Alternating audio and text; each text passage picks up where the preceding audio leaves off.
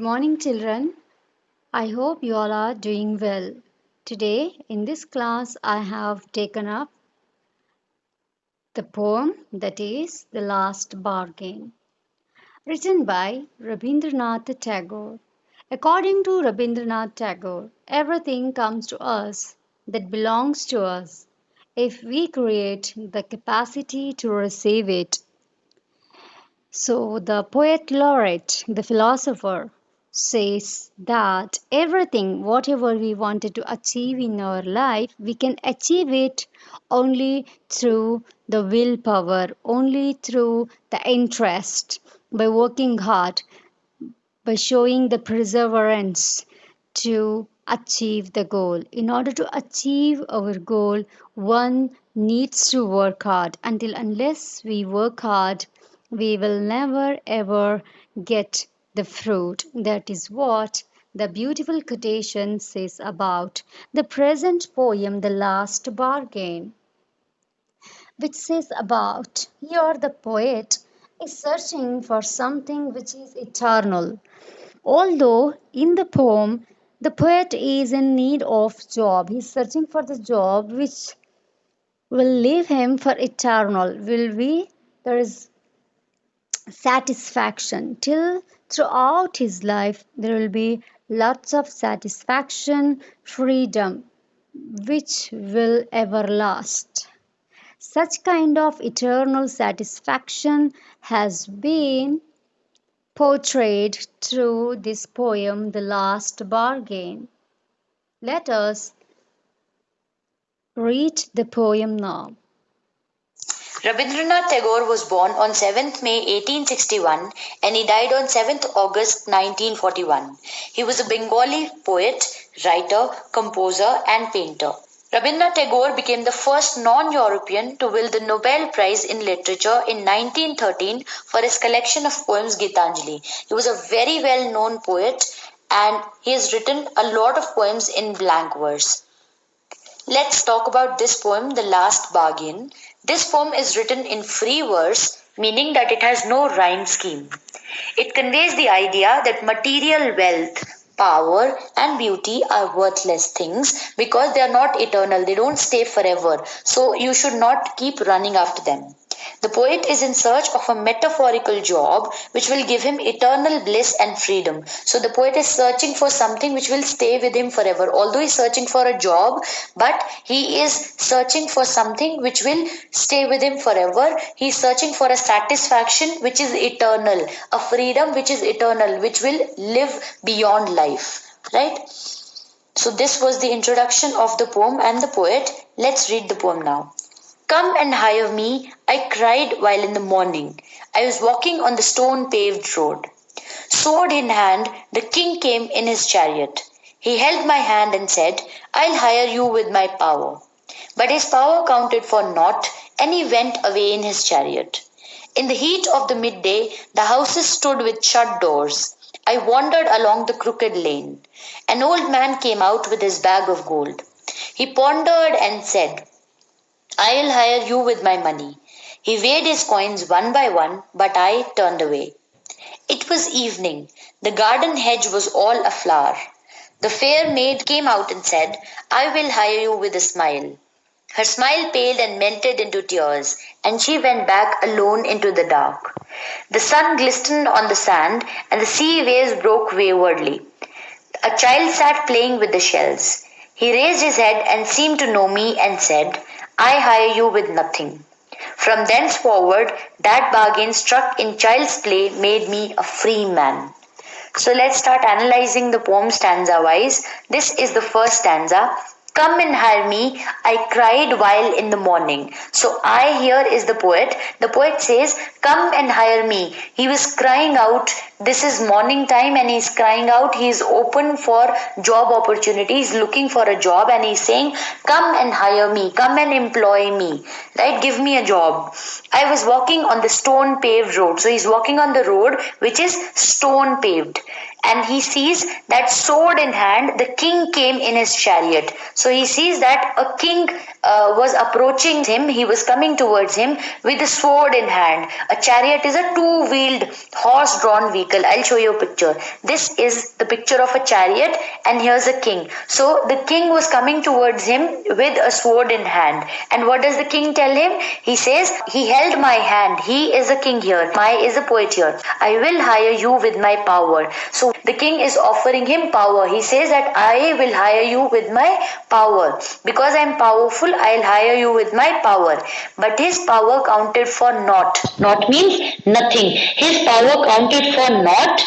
He went away in his chariot. So the king said that I will hire you with my power, but the poet realized that his power accounted for naught means his power does not actually mean anything. It means nothing to me, and he refused. The poet refused his job offer, and he went away in his chariot. So, in the first stanza, the poet wants to tell you that power in itself does not count for anything because power is useless, right?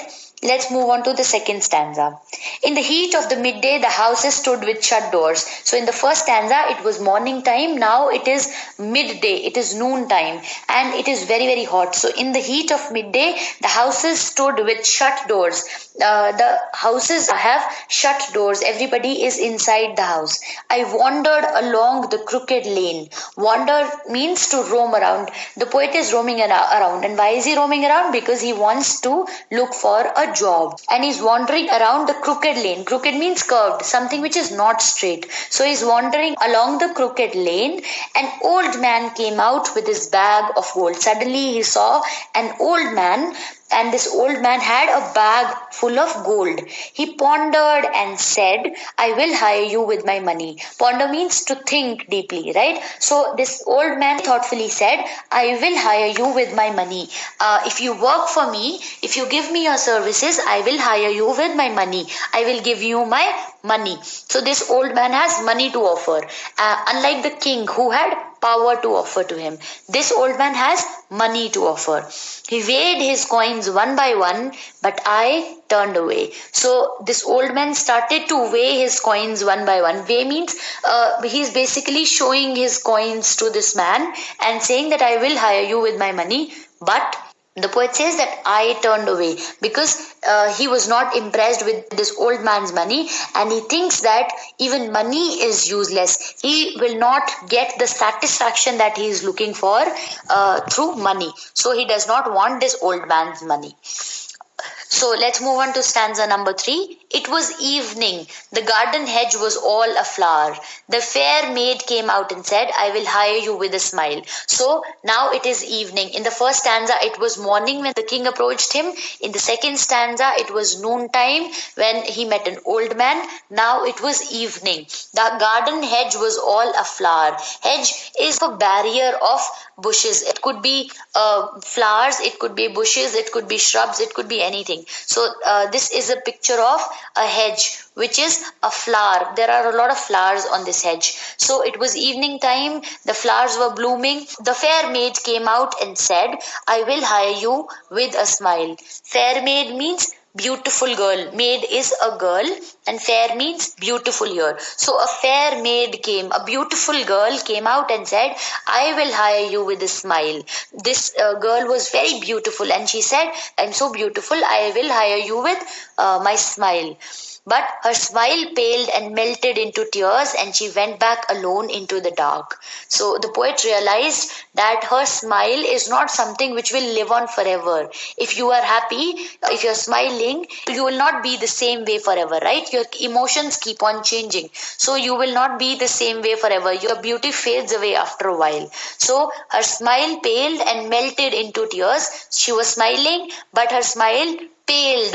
Paled means it faded away, and she started to get teary eyed, and she went back alone into the dark. Obviously, our poet refused this offer of this fair maid, and he did not want to work for this girl who was offering him beauty in return for his services. Now, let's see what the poet actually wants. The sun glistened on the sand, and the sea waves broke waywardly. So, glisten means sparkle. So, the sun was sparkling on the sand. The sand was shining in the sun, and the sea waves broke waywardly. Wayward means in an unpredictable and deviated manner. So, there's a normal path and there's a wayward manner. Wayward means moving away from the norm, moving away from the normal path. So the sea is very unpredictable. You don't know where the sea will go, right? So the sea waves are totally wayward, and they are unpredictable. A child sat playing with shells. So look at the picture. There's a little child and he's playing with seashells. He raised his head and seemed to know me and said, I hire you with nothing.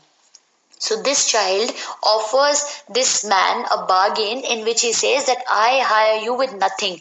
I am offering you nothing. I am offering you neither power nor money or beauty. I am not offering you anything. From thenceforward means from that time forward. Since that time, that bargain struck in child's play made me a free man. So our poet decided to play with this child, spend his time playing with this child on the beach in the sand, spend his time playing with this child in return for nothing.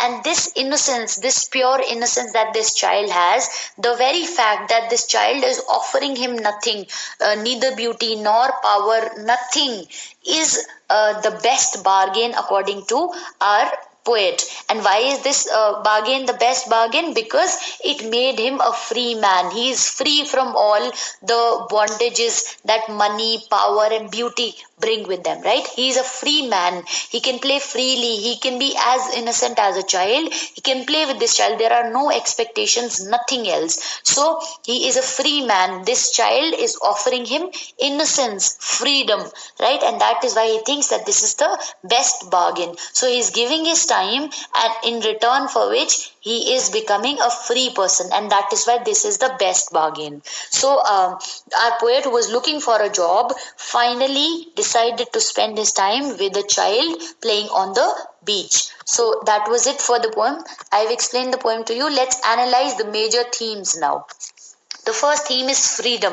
Like I said, the child offered freedom to him, and it was important because power and money are confining forces. Confining means these things bind you, they confine you, they are restrictive, in a sense, right? They put you in a lockdown situation because they can never give you true freedom. If you have lots of power and lots of money, there comes a lot of responsibility with these things, right? If you have a lot of money, you will keep on worrying about where to store it, what to do with it, how to invest it, all of these things. If you have a lot of power, then you will have to be scared of other people who are jealous of your power, right? So the poet is looking for something which will give him freedom, and power and money are those things which will not give him any freedom, right? The second thing is worthlessness of material wealth. This is one of the major themes in the poem, because money does not stay forever. It is worthless to run after something like money, because material means physical wealth, things that you gather around, like money, they do not stay forever. And beauty also fades away with age. As you grow old, your beauty fades away. Since these things do not stay forever, it is useless to run after these things. A person should stop running after money and power, because these things are worthless, and one should look for innocence, kindness, and eternal happiness, satisfaction, things which are not material. The third theme is satisfaction. True satisfaction, according to the poet, comes from innocence and kindness which touch the soul. So, the only things which give you pure satisfaction in life are innocence and kindness, just like that of a child. And power, money, wealth, beauty, all of these things cannot give you true satisfaction. Because, why? Because these are not eternal things. They don't stay with you forever. They are bound to go away, and whenever you lose your money, your power, your beauty, you surely will become sad. These things will never give you true satisfaction.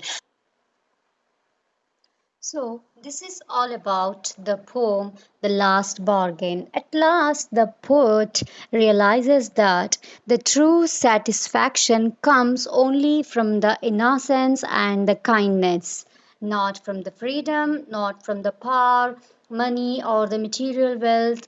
It comes only from the kindness and the innocence which he found in the child who was playing near the shore with the seashells. That is about the poem The Last Bargain. Watch the video and try to understand the poem better. I will meet you with the question answers in the next video. Till then, stay home, stay safe.